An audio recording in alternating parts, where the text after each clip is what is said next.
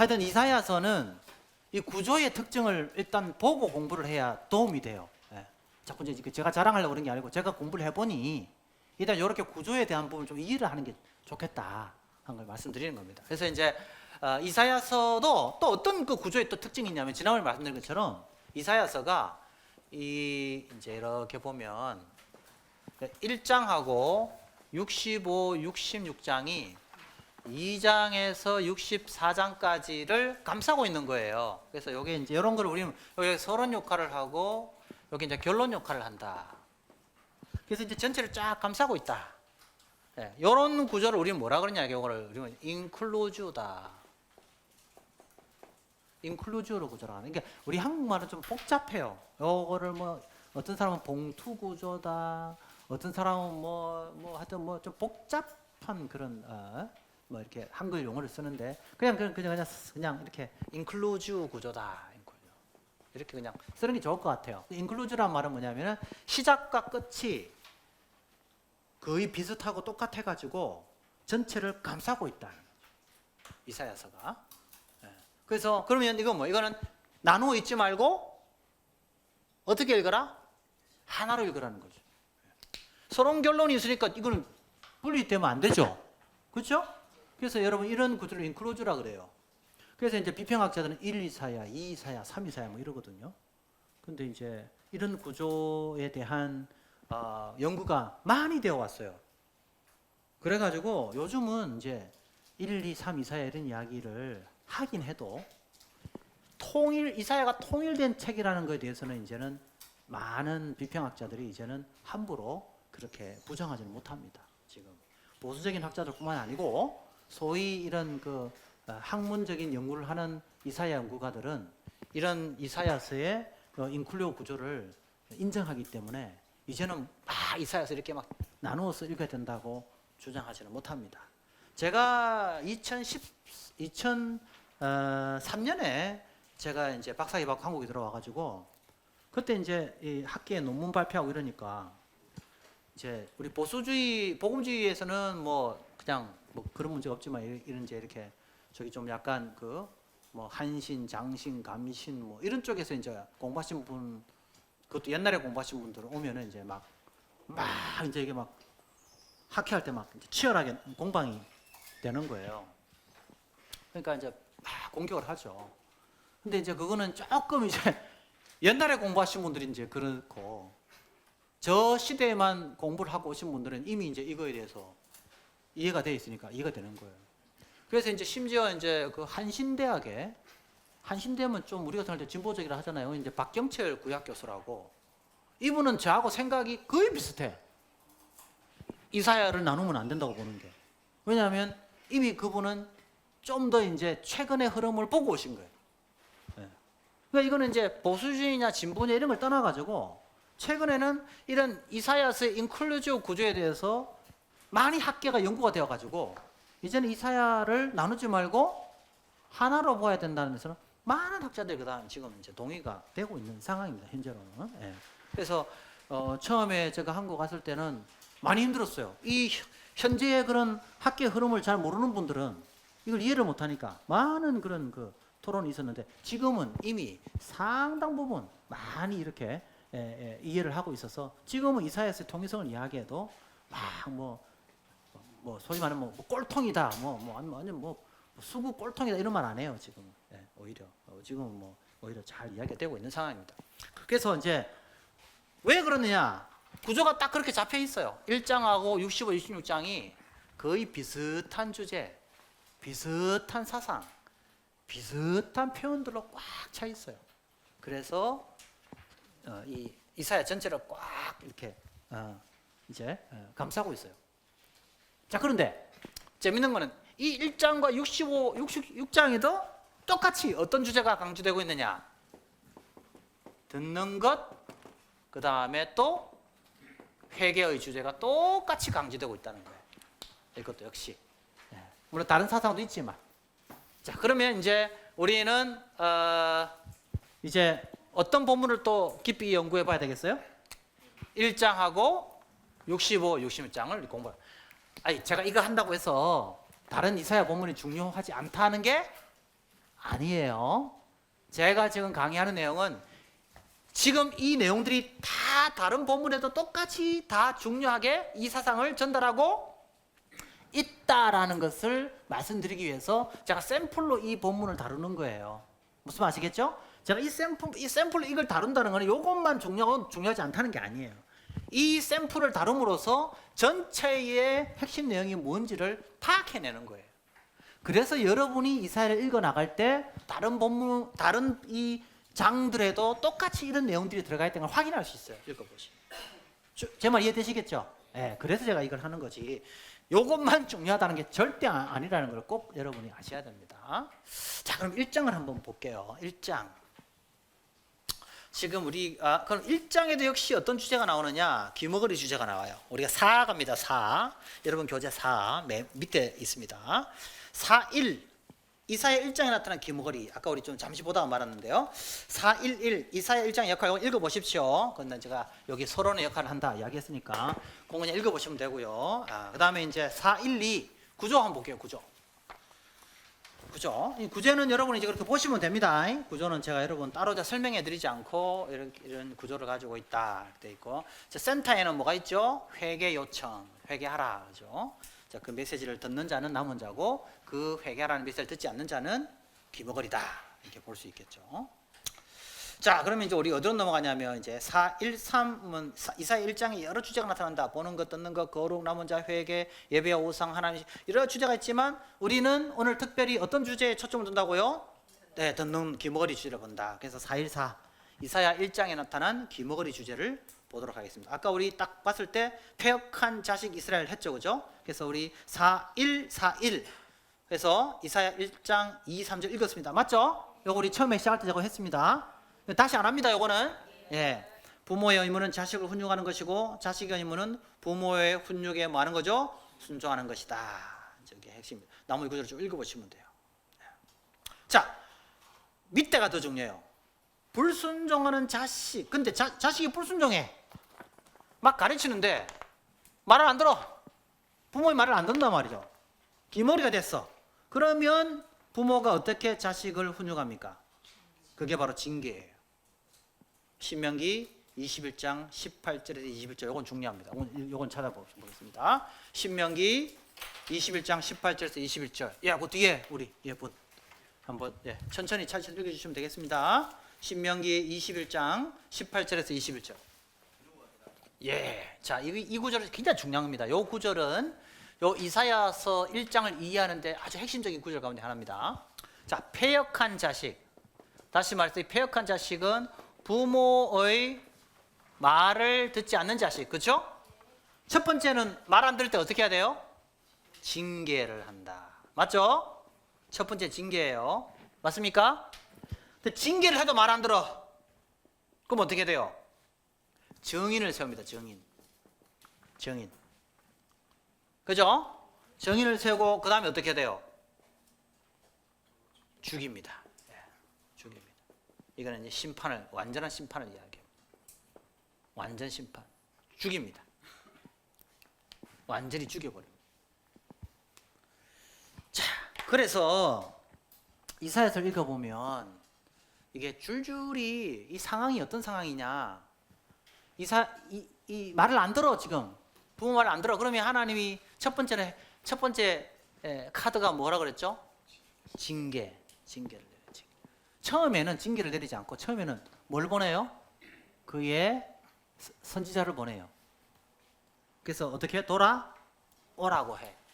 그래도 말 안 들어. 그러면 카드가 뭐예요? 이제 때려요. 때려요. 근데 때려도 끝까지 말 안 들어. 그럼 어떻게 결국에는 심판을 내려요. 결국 심판을 내려요. 완전히 이제 죽여버리죠. 멸망시킨다는 거예요. 자, 여기서 이사야서 1장을 잘 읽어보면 이 상황이 어떤 상황이냐면 얻어터지고 맞고 막 그런 상황이에요. 그럼 이건 뭐냐면 이미 지금 하나님 뭐 했다는 거예요? 징계를 내렸다 이거. 그런데도 어떻다는 거예요? 안 듣고 있다는 거예요. 그러면 상황이 어떤 상황이에요 이거는?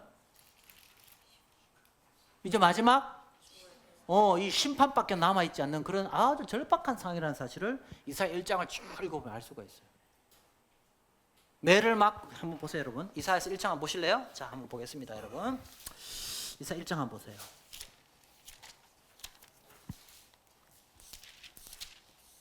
자, 이사야 1장에 보면 자, 5절 한번 보세요. 5절. 자, 아까 읽으셨던 분, 그 뒤에 이사야 1장 5절 한번 읽어주세요. 너희가 어찌하여 매를 더 맞으려고 세역을 거듭하느냐 온 머리는 병들었고 온 마음 피곤하여 예. 너희가 어찌하여 매를 더 맞으려고. 매를 더 맞으려고. 그러니까 지금 이스라엘은 어떤 상태예요? 하나님의 말씀을 듣지 않아서 패역한 자식이 되어서 기머리가 되어서 하나님의 뭘 경험한 거예요? 징계를 경험한 거예요. 이미 맞았어. 맞았는데도 어떻게 해요? 들어요, 안 들어요? 안 듣는다는 거예요. 어느 정도 맞았느냐? 6절 한번 보세요. 발바닥에서 머리까지 성한 것이 없이 상한 것과 터진 것과 새로 맞은 흔적뿐이거늘 그것을 짜며 싸매며 기름으로 부드럽게 함을 받지 못하였도다. 이렇게 해도 돌아와요, 안 돌아와요? 안 돌아온다는 거예요. 오직 했으면 그래서 이제 정의를 세우는데 누구를 정의를 세워요? 1장 2절에 보여요. 하늘이여 들어라. 땅이여 귀를 기울이라. 하늘과 땅이 정인이 된다는 거예요. 얼마나 이스라엘이 하나님의 말씀을 듣지 않았는지. 이제 정인 세워가지고 이제 너 진짜 말 안 들으면 이제 끝이야 하고 지금 이사야가 경고의 메시지를 누구에게 보내고 있는 거예요? 이스라엘 백성들 누구에게? 기므그리에게 메시지를 보내고 있다. 자, 그래서 하나님은 그 자식을 훈육하는 방식 가운데 하나가 뭐라고요? 징계다. 징계.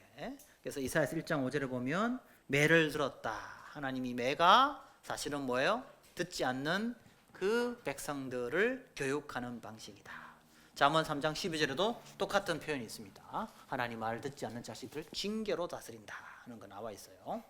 자, 그래서 부모와 자식과의 관계로서 설명하고 있는 출애굽기 4장 21절 23절 호세아 11절 보면 하나님과 이스라엘 관계를 부모와 자식 관계로 소개하고 있어요. 그건 나중에 이제 보시면 되고요. 근데 이제 자식이 패역할 때 하나님께서 그 자식을 훈육하는 방식이 바로 뭐냐면 바로 매를 들어서 치는 거죠. 자, 그래서 그럼 구약에서 하나님이 그의 백성 이스라엘이 말 안 들을 때 사용하는 가장 많이 사용하는 매가 뭘까요? 이방인이에요. 이방인을 들어서 이스라엘을 어떻게 해요? 하나님 징계해요. 그래서 사실 참 재밌는 건요. 구약 여러분 이제 성경을 잘 읽어보시면 특히 구약 열왕기가 참 재밌어요. 지금 제가 열왕기 좀 할 텐데.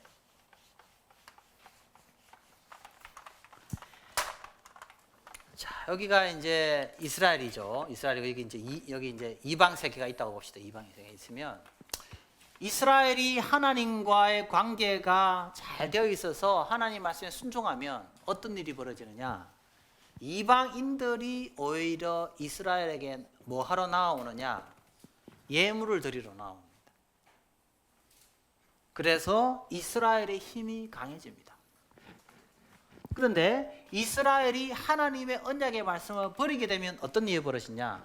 이스라엘에게 예물을 들고 이스라엘에게 찾아오고 이스라엘의 하나님을 알기 위하여 스바 여인이 그죠? 그 정도로 몰려오죠. 그런데 이 하나님 말씀을 버리게 되면 이런 이방인이 이제는 어떻게 돌변해요? 공격하는 자로 바뀝니다.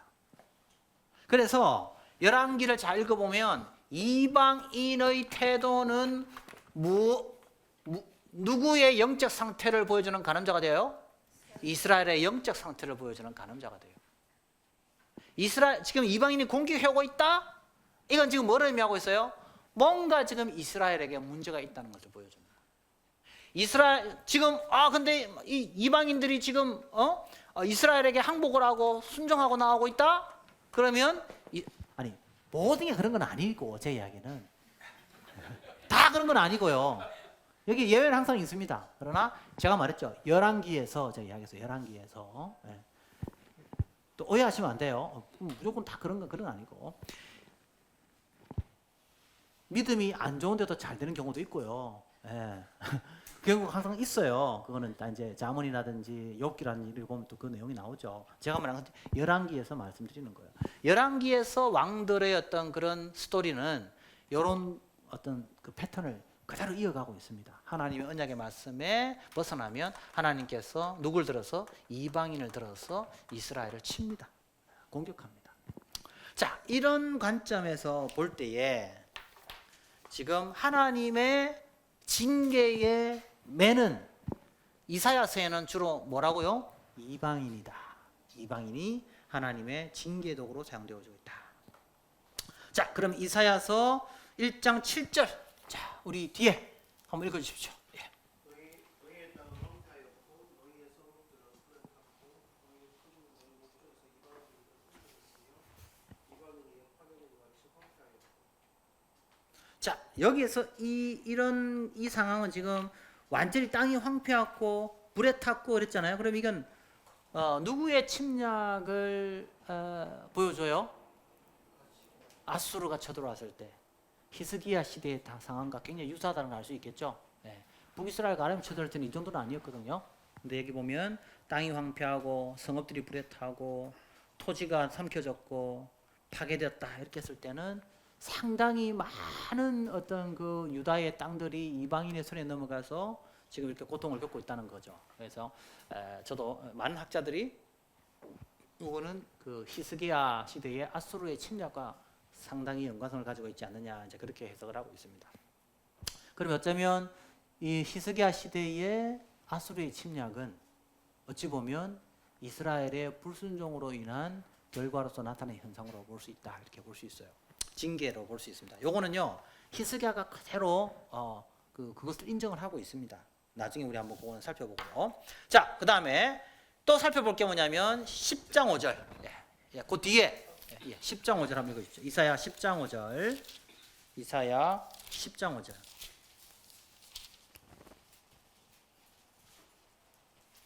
아수르 사람은 화 있으신즉 그는 내 진노의 막대기요 그 손에 몽둥이는 내 분노라. 예, 분명히 이야기하죠 지금. 아수르가 하나님의 뭐라고요? 진노의 막대기다. 하나님의 징계의 도구다.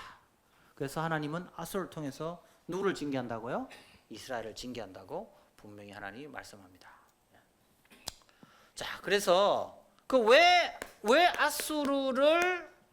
아수르를 들어서 왜 이스라엘을 공격할까요? 자, 그거를 우리가 잘 알아야 되는데, 자, 그게 나중에 이제 우리 4152에 나중에 이제 살펴보겠지만 핵심이 뭐냐? 이 아수르가 누구냐? 아까 우리 살펴보았죠. 아람과 북이스라엘 쳐들어왔을 때 아하스가 누구를 신뢰합니까? 아수르를 신뢰하죠. 그럼 하나님은 어떻게 징계합니까? 누구를 들어서 징계합니까? 아수르가 어떤 아수르였어요? 아하스가 믿고 신뢰했던 대상이죠.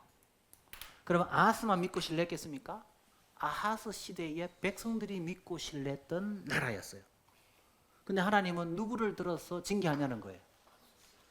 이스라엘이 믿고 신뢰하는 그 대상을 들어서 오히려 그를 징계한다는 거예요. 이게 뭐예요? 하나님의 징계 방식. 즉 신뢰의 대상이 오히려 더 큰 고통과 재난의 원인으로 다가온다는 거예요. 내가 믿었던 그 세상이, 내가 신뢰했던 그 세상이 사실은 나를 더 아프게 하고 나를 더 고통스럽게 한다는 거예요. 이게 하나님이 그의 아들을 징계하는 징계 방식이라는 거예요. 그래서 그 징계를 통해서 아들은 뭘 깨달아야 돼요? 오직 누구만을 신뢰하라. 그의 부모만을 신뢰하고 그 부모의 말에만 귀를 기울이라는 거죠. 그렇지 아니하면 신뢰의 대상이었던 그 신뢰 대상을 들어서 오히려 그 자식에게 더 아픈 상처를 하나님께서 징계를 통해서 준다는 겁니다. 자, 이런 스토리가 이미 어디에 나오느냐? 열왕기에 나와요. 열왕기. 자, 솔로몬과 애굽의 관계를 한번 잘 보겠습니다. 자, 여러분 이제 이 솔로몬 열왕기를 보면요, 열왕기의 처음 시작은 이제 그 솔로몬이 왕으로 되는 그 과정을 쭉 소개하거든요. 하고 이제 본격적으로 솔로몬이 왕이 딱 되는 때는 이제 11장이에요. 11장. 그러면 이제 솔로몬이 왕이 되어서 이제 딱 첫 뭐예요? 왕의 통치를 시작해요. 그러니까 우리는 이렇게 이제 주로 알고 있죠. 솔로몬이 초기에는 믿음이 좋았는데 나중에는 솔로몬이 믿음이 무너졌다 이렇게 생각하거든요. 그런데 열왕기는 사실 그렇게 보지 않습니다. 솔로몬은 처음부터 잘못된 신앙으로 시작하고 있다는 것을 보여줍니다. 물론 솔로몬의 믿음 좋은 긍정적인 부분이 없다는 게 아니에요. 있지만 사실은 솔로몬이 첫 왕국을 제일 먼저 시작할 때 하나님 앞에 기도하고 막 구하잖아요, 그죠? 예? 그래서 막 하잖아요, 그죠? 예. 그런데 잘 보십시오. 뭘부터 시작하는지. 자, 열왕기상 11장 1절에서 2절. 자, 그 뒤에 우리 분.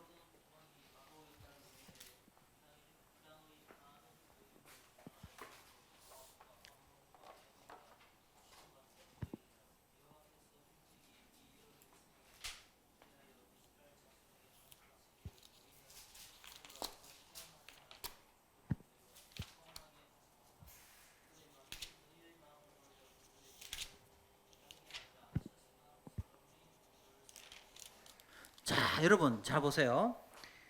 자, 이 2절에 보면 여호와께서 일찍이 이 여러 백성에 대하여 이스라엘 자손을 말씀하시 너희는 그들과 서로 뭐 하지 말라? 통하지 말라. 여기서 이제 이 여자는 이방신을 섬기는 여자를 말하는 거예요. 그들이 반드시 너희의 마음을 돌려 그들의 신을 따르게 하리라 하셨으나 솔로몬이 그들을 어떻게 해요? 사랑했다. 그래서 솔로몬이 왕이 되자마자 제일 먼저 한 일이 뭐예요? 애굽의 딸, 뭐 섬기는? 우상을 섬기는 여자를 아내로 선택합니다. 제일 먼저. 아이러니가 아닐 수가 없어요. 솔로몬이. 근데 하나님은 이런 솔로몬을 바로 징계해요, 안 해요? 안 해요. 기다려요. 그래서 솔로몬에게 다른 좋은 것도 줘요. 근데 솔로몬이 자, 저기 요게 11장인데요. 제일 앞장 한번 보세요. 열왕기상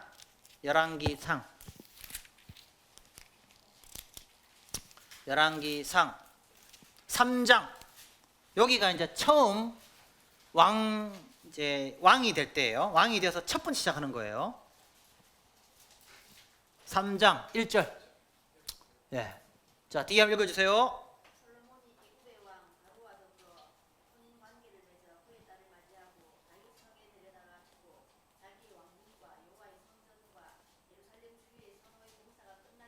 자, 3장에서 11장이 솔로몬의 전 일생이에요. 3장에서 시작해요. 솔로몬의 통치가. 11장에서 솔로몬의 통치가 끝나요. 자, 시작과 끝이 뭐로 시작해서 뭐로 끝나고 있어요? 애굽의 딸, 그 다음에 애굽의 딸과 또 다른 이방의 여인. 그러니까 이 열왕기의 구조는 딱 그렇게 지금 구조가 딱 그렇게 돼 있어요. 흥미롭죠? 시작과 끝이 뭐예요? 애굽의 딸과 이방의 여인들이에요. 시작과 끝이. 자, 3장 보세요. 또 재밌는 건요. 3장에 보면 솔로몬이 뭐 네가 뭘 주니까 솔로몬이 뭘 하나님 저는 뭐 지혜를 달라고 그렇게 하죠, 그죠? 맞죠? 예. 자, 그러면 자 솔로몬이 구한 게 여러분 정말 우리가 지혜라고 생각하죠. 근데 잘 보세요, 여러분. 자, 여러분 그 3장 보세요. 3장 9절 보세요. 솔로몬이 구하는 게 뭔지 한번 보세요. 9절이에요. 솔로몬이 구하는 게 뭐냐? 9절. 자, 우리 옆에 읽어주세요. 누가 주의 이 많은 백성을 재판할 수 있사오리까? 듣는 마음을 종에게 주사 주의 백성을 재판하여 선악을 분별하게 하옵소서. 자, 솔로몬이 말한 지혜. 궁극적으로 여기서 지혜는 뭐가 지혜예요? 듣는 마음이죠. 듣는 마음. 듣는 거예요. 듣는 거. 귀가 열리는 거예요. 그럼 1차적으로 누구의 말씀을 들어야 된다는 거예요? 예? 누구의 말씀을 들어야 돼요? 하나님의 말씀을 듣는 거예요. 솔로몬이 하나님께 구한 것은 하나님의 말씀을 듣고 그 하나님의 말씀대로 판결할 수 있는 지혜를 달라고 기도한 거예요. 자, 그런데 솔로몬이 나중에 어떻게 바뀌느냐? 자, 11장 보세요. 솔로몬 11장.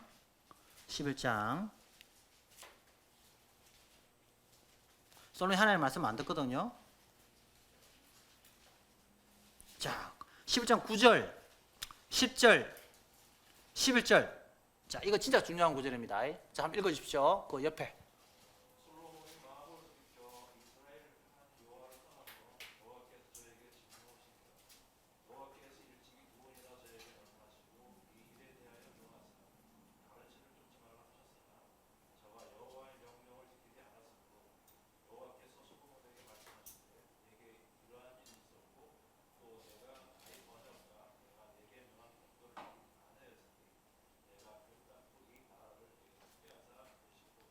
자, 아까 그 지혜는 무슨 지혜라고 그랬어요? 듣는 말. 자, 근데 안 들었는데 하나님이 안 들었다고 그냥 심판한 게 아니에요. 그래서 하나님이 9절에 보니까 몇 번이나 나타나셨어? 2번이나 나타나셨다는 거예요. 솔로몬에게 2번이나. 그래서 제가 그랬죠. 하나님 어떤 분이라고요? 노하기를 더디하시는 분. 우리가 잘못했을 때 잘못했다고 바로 찾아와서 징계하는 분이 아니라 어떻게 하셨다고? 기다리시는 거예요. 그럼 몇 번이나 찾아갔어요? 한 번도 아니고 2번이나 찾아갔어요. 솔로몬이 그 이야기를 듣고도 하나님 찾아가시는데도 하나님 말씀하시는데도 들어요, 안 들어요? 안 듣는 거예요. 왜? 솔로몬은 아하스와 똑같이 아하스는 눈에 보이지 않는 하나님보다 뭐가 더 중요했어요? 눈에 보이는 힘과 권력을 가진 뭐가 더 중요했어요? 아하스가 더 중요했죠. 솔로몬도 마찬가지인 거예요. 솔로몬이 이 나라를 더 강력하게 이끌어가기 위해서는 뭐가 필요했던 거예요? 애굽의 권력과 애굽의 힘이 필요했던 거예요. 그러니 애굽을 바라보는 순간 뭐가 안 보이는 거예요? 하나님이 안 보이고 누구의 말씀이 안 들리는 거예요? 하나님의 말씀이 안 들리는 거예요. 그렇게 지혜를 구해서 많은 사람들에게 영향을 미쳤던 솔로몬이 처음 그가 시작했던 바로 그 애굽의 씨앗을 해결하지 못하니까 결국에는 어떻게 돼요? 그가 처음에 일어났던 모든 그런 영광도 처음에 애굽의 이 여인 때문에 다 그것들은 그냥 무너져 가는 거예요. 나중에는 해결하지 못하는 바로 그 문제의 씨앗이 나중에는 어떻게 돼요? 솔로몬을 다 삼켜버리는 거예요. 그게 바로 이 열왕기 3장에서 11장, 요 3장 11장이 솔로몬의 일생이에요. 시작과 끝이 바로의 딸로 시작해서 바로의 딸과 이방 여인으로 끝나요. 자, 근데 더 재밌는 게 있어요. 자, 그런데 열왕기 11장 한번 보세요. 11장에 보면 자, 이렇게 하나님 말씀을 듣지 않으니까 하나님이 이제 어떻게 돼요? 아까 어떻게 한다 그랬죠? 징계한다 그랬죠? 그죠? 자, 징계를 하는데 14절. 네? 자, 하나님이 누구를 일으켜요? 처음에 에돔 사람 하닷을 일으켜요. 그죠? 자, 근데 여러분 참 재밌어요. 자, 재밌는 것은 이 하닷이 그죠? 이 14절부터 25절까지 쭉 읽어보면 그죠? 이 하닷이 있고 르손이 있는데 여러분 하닷 같은 경우 한번 보세요. 자, 14절부터 누가 한번 읽어주실래요? 14절부터 18절까지 한번 읽어주십시오.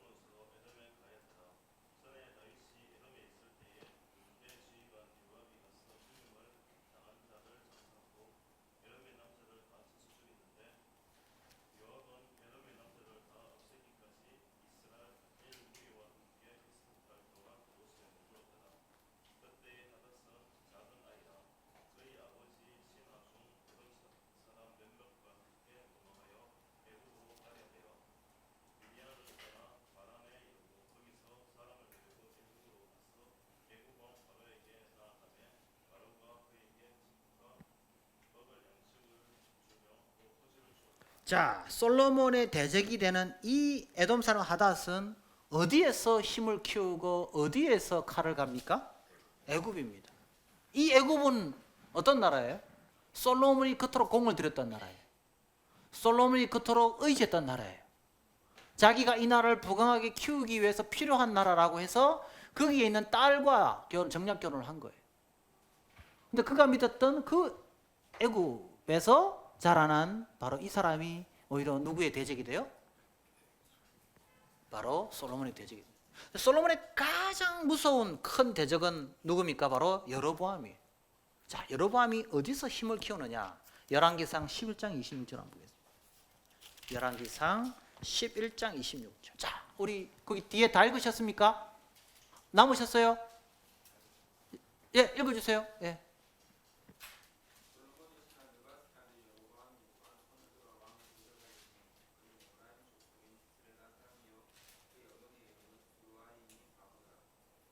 자, 솔로몬의 신하 느바사드 여로보암이 왕을 대적했어요. 그죠? 대적했는데, 자, 그 여로보암이 어디에서 힘을 키우느냐? 11장 40절. 계속 읽어주세요. 방금 읽으셨던 분. 11장 40절.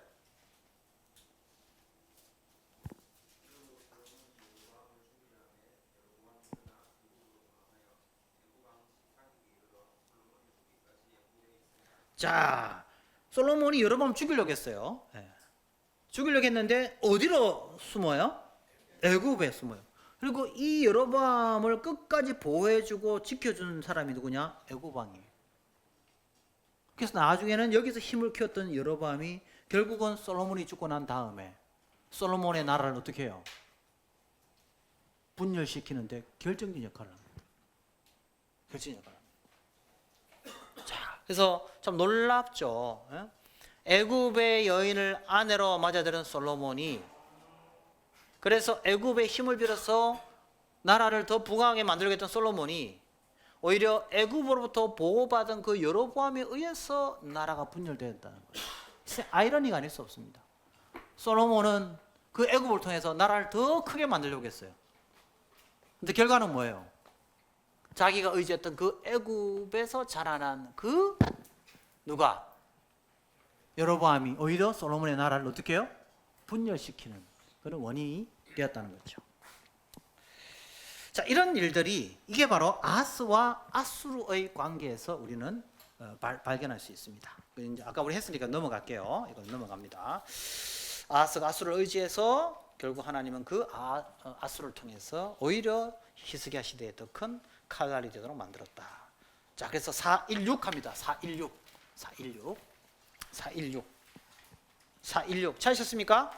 예, 3페이지 밑에서 셋째 줄입니다. 자, 그래서 이제 이 기머거리가 되어버렸어요. 이스라엘이 부모의 말을 듣지 않습니다. 그래서 이제 기머거리가 됩니다. 그죠? 1장 4절에도 읽었고 우리 아까 10절, 그죠? 이사야서 1장 10절도 우리가 읽었죠? 한번 보겠습니다. 이사야서 1장 10절 한번 보겠습니다. 이사야서 1장 10절. 자, 이사야서 1장 10절 한번 보겠습니다. 이사야서 1장 10절. 뒤에 나온 분 없죠? 다 읽었어요? 예, 그럼 우리 또 다시 앞으로 처음부터 돌아가겠습니다. 이사야서 1장 10절. 너희 소돔에 관한 자라 여호와의 말씀을 들을지어다.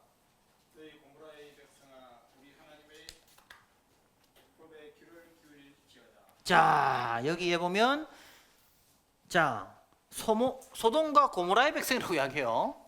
소돔과 고모라의 백성의 특징이 뭐예요? 듣지 않는다. 하나님의 말씀을 듣지 않는다. 그렇죠? 기머거리로 등장하고 있어요. 그렇죠? 자, 그러면 매를 맞고 지금 터졌는데도 끝까지 말을 안 들어. 그러면 어떻게 돼요? 마지막은 뭐예요? 심판이에요. 멸망이에요. 그래서 이사야 1장 28절. 자, 우리 안 원장님 1장 28절 한번 읽어주십시오. 이사야서 1장 28절.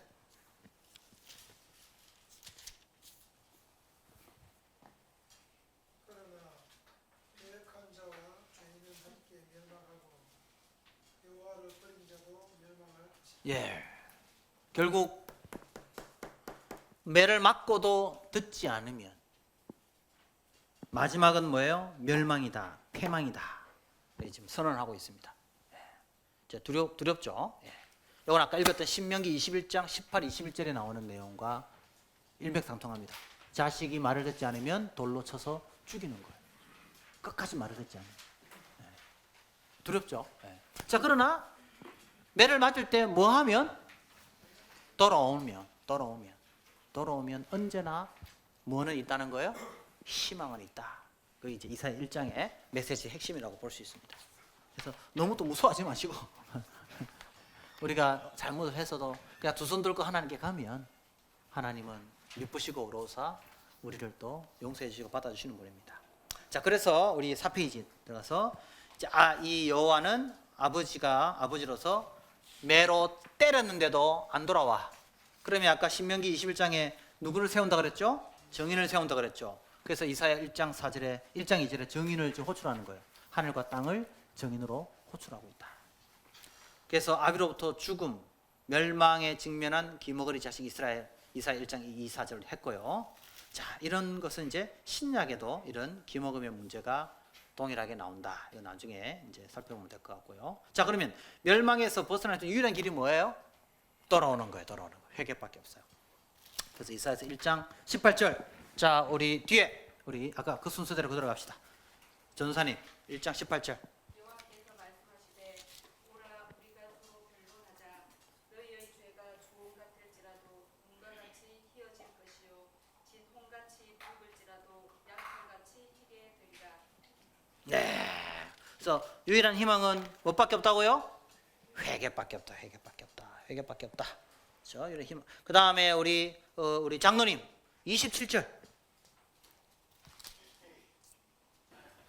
자, 여기서 재밌는 중요한 표현이 있어요. 자, 시온은 뭐로 정의로 구속함을 받죠. 그 다음에 또 어떤 자? 돌아온 자. 이 돌아온 자라는 말이 히브리어로 슈브라 그랬죠. 다른 말로 뭐라 그랬죠? 돌아온다가 또 무슨 말이라? 회개하는 자. 그래서 이 돌아온 자는 회개하는 자라는 말과 똑같은 말이에요. 그래서 어떤 자가 구원을 받아요? 회개하는 자가 구원을 받는다는 거죠. 용서받는다. 그래서 회개의 중요성이 또 여기서 강조되고 있다. 그렇죠? 예. 그 다음에 이사야서 55장 7절. 예, 뒤에 한번 읽어주십시오. 이사야서 55장 7절. 읽어주십시오. 아이는 그의 길을 불의한 자는 그의 생각을 버리고 여호와께로 돌아오라. 그리하면 그가 긍휼히 여기시리라. 예, 여기도 역시 돌아온다. 여기서 회개의 메시지가 여기서 똑같이 강조되고 있어요. 그래서 이사야는 처음부터까지 계속 어떤 주제를 반복해요? 회개의 주제를. 지금 굉장히 심판의 직면에 있지만 그러나 뭐 하면 회개하는 자에게는 언제나 하나님은 용서와 회복의 기회를 주신다. 또 옆에 계속 읽어주십시오. 예. 지극히 존귀하며 영원히 거하시며 거룩하다 이름하는 이가 이와 같이 말씀하시되 내가 높고 거룩한 곳에 있으며 또한 통회하고 마음이 겸손한 자와 함께 있나니 이는 겸손한 자의 영을 소생시키며 통회하는 자의 마음을 소생시키려 합니다. 예, 그래서 통회하며 애통해하며 하나님 앞에 돌아오는 자에게는 여전히 희망이 있다. 이렇게 이제 보여줍니다. 자, 그러면 이제 우리가 이제 또 이제 중요한 주제를 하나 또 다뤄봅시다. 자, 이사야서 이제 자, 이사야서 1장과 65, 66장에는 어떤 상황이 벌어지고 있냐면은 이스라엘이라는 공동체 안에 이게 분열이 일어났어요. 다시 말해서 두 그룹으로 나눠져 버렸어요. 한 그룹은 악인. 근데 한 그룹은 의인. 또 여기는 대적자예요.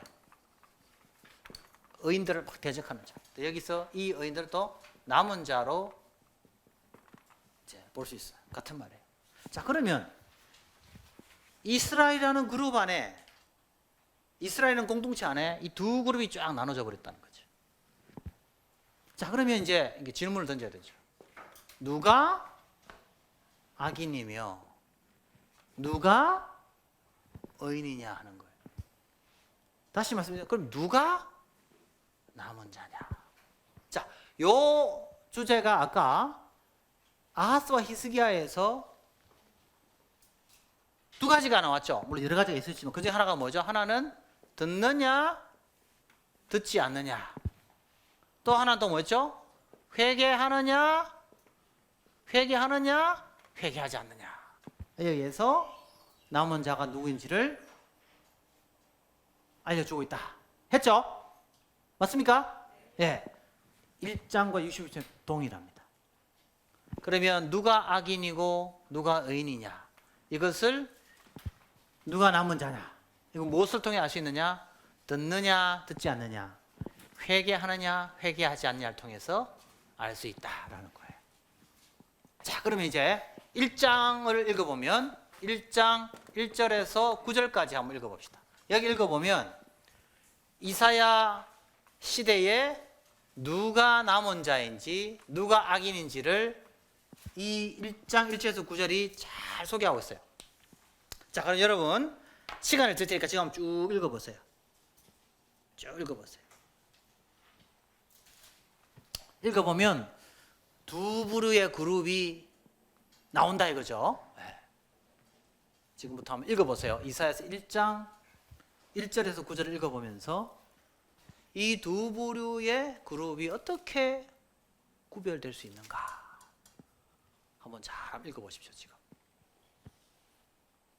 이제 처음 읽어보면 두 부류의 그룹이 안 보이는데요, 이렇게 이제 말씀하실 수 있어요. 근데 이제 자세히 읽어보면 두 부류의 그룹이 나옵니다. 악인과 의인, 대적자와 남은 자가 이제 구분이 됩니다. 누가 악인이고 누가 의인인지.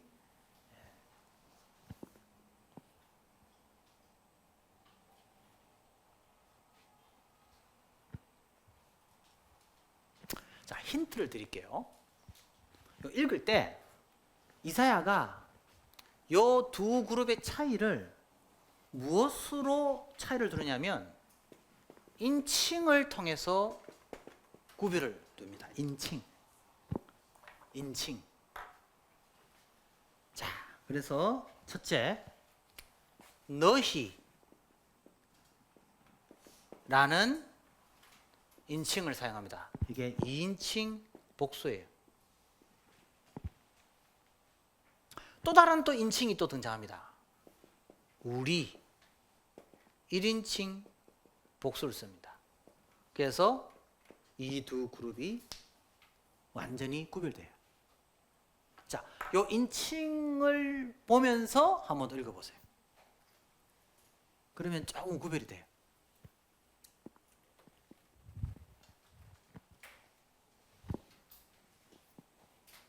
자, 그러면 여러분 이제 한번 읽어보시면서 제가 이제 천천히 이사야 1장을 저도 읽어가면서 제가 설명을 좀 해드릴게요.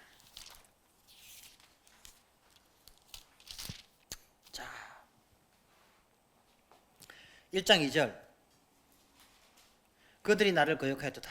그들이 누굽니까? 이스라엘이죠.